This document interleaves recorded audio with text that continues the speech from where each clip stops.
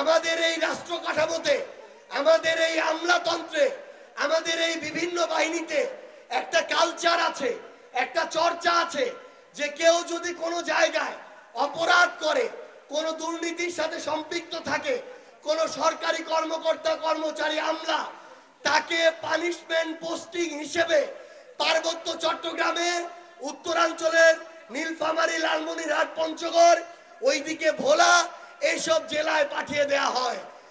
আমাদের এই রাষ্ট্র ব্যবস্থার কাছে প্রশ্ন, এই যে উত্তর, দক্ষিণ, পূর্ব, পশ্চিমের প্রান্তিক জেলাগুলোতে আমাদের যে ভাইরা বোনেরা, যে সাধারণ জনগণ বসবাস করে, তারা কি অন্যান্য জনগণ থেকে ভিন্ন নাকি?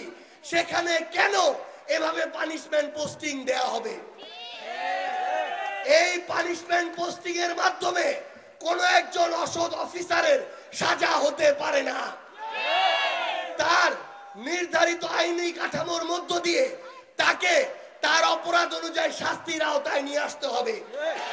কারণ যে দুর্নীতিবাজ, যে বিভিন্ন জায়গায় সরকারি কর্মকর্তা কর্মচারী হয়ে ক্ষমতার অপব্যবহার করেছে, সে যদি ওই ঢাকায় থাকে সেখানেও করবে, সে যদি রাঙামাটিতে আসে এখানেও করবে।